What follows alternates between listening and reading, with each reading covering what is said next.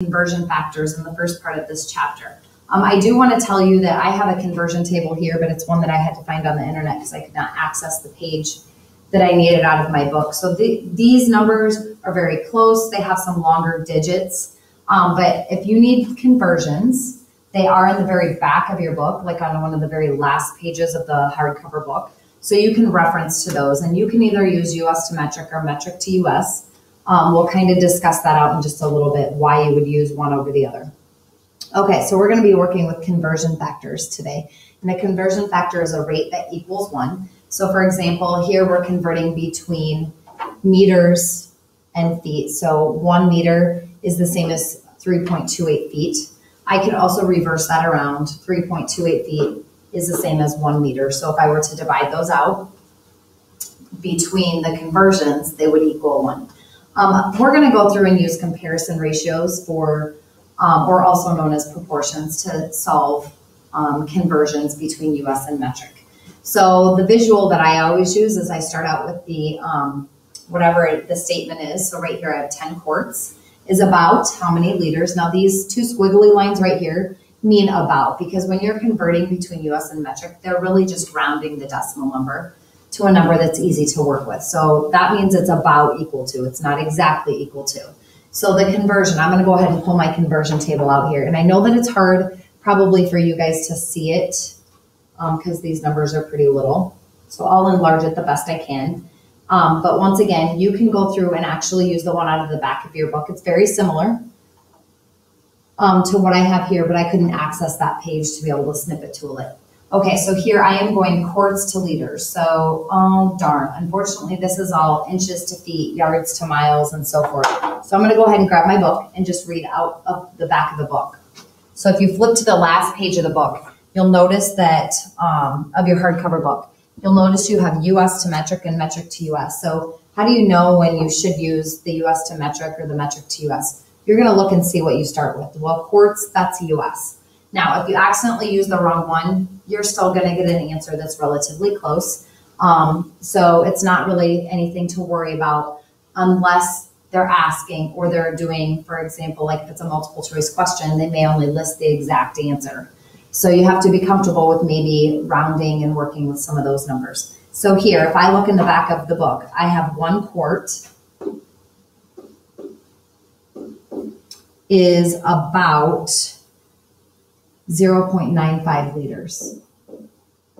Okay, and that's directly out of the back of your hardcover book. So now when I go through to work with this, I take my original that I have and I like to change them into fractions. So I'm going to write lines underneath each of these parts, and then I'm going to go ahead and substitute in my conversion, making sure that I match labels. So this 1 quart here is going to go where I have quarts here. Now, it just so happens that this happens to be in the same order. That does not always happen. You have to make sure that you are matching labels. It will if you use the correct conversion, US to metric or metric to US, but if you are only given one conversion and they reverse those around, you're gonna match labels. So now we're gonna go through and we're gonna use proportions. So we're gonna go through and we're gonna cross multiply. So 0.95 times 10, and then divide by 1. 0.95 times 10 would give me 9.5 liters, because when I divide by 1, it still gives me the same thing. So I just found out that 10 quarts is about the same as 9.5 liters. Okay, so we're going to go ahead and practice another one of these, and then I'm going to have you do a couple on your own. Okay, so here I have 84 pounds is about how many kilograms? So out of the back of my book, if I look in the back of my book, using the correct conversions, pounds is a US, so I'm going US to metric. And on this one, I'll show you why if you use the wrong conversion, you're going to be slightly different, but you'll still be okay. Okay, so 84 pounds. And I'm doing a capital L just because I don't want to mistake it as a 1, is about blank kilograms. Okay, so I'm going to write that again over here just because I'm going to show you if I use the opposite conversion, how I'll still get close to the same answer, but it's not going to be exactly the same. Okay, so if I use US, like it says, to metric, the US to metric conversion is let's see, I'm going pounds to kilograms. 1 pound is 0.45 kilograms. So I'm going to write this out. Whoops. Okay, so 1 pound, 1 lb, is 0.45 kilograms. And then I'm going to go through and I'm going to cross multiply divide. So yes, you may use your calculator on this one because we're working conversions. If my calculator will open here. All right, so I'm going to go through and I am going to take 0.45 times 84.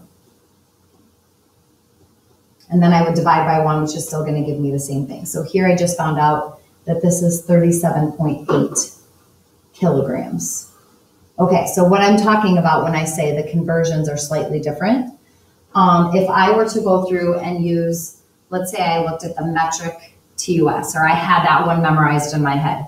The metric to US conversion between kilograms and pounds is 1 kilogram. I'm going to change this back to red. Oops. 1 kilogram is about 2.2 pounds. Okay, so if I go through and I set this one up, I want to make sure I'm matching labels. So here, my pounds were stated first, so I'm going to put this underneath the pounds.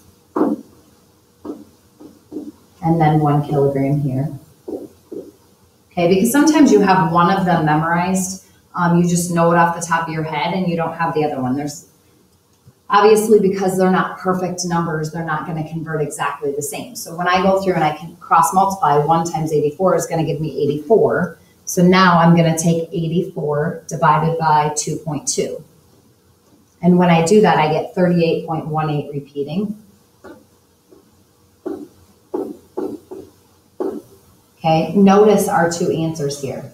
They're not exactly the same, but they're both about 38 kilograms. That's why there's that little squiggly instead of an equal to. If you use the wrong unit, whether it's US to metric or metric to US, I will always have both of those answers, but you have to be comfortable in, if it's maybe a multiple choice assessment, that you can then go through and look through your answers and decide what is the better answer, okay? So that is working with US to metric and metric to US and understanding why they actually have both of those in the back of the book.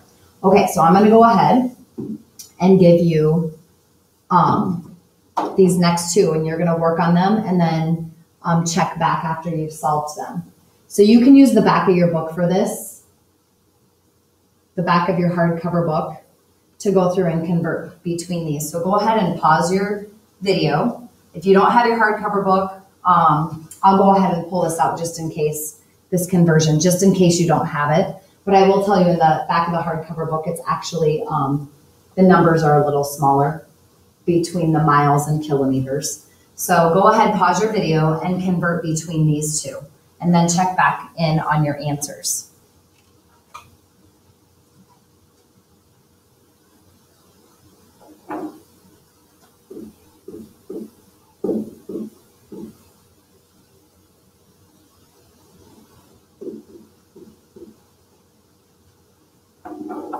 Okay, so hopefully you had gotten those two right. And obviously, if you use the longer decimal number, I use 1.609 for my kilometers to miles.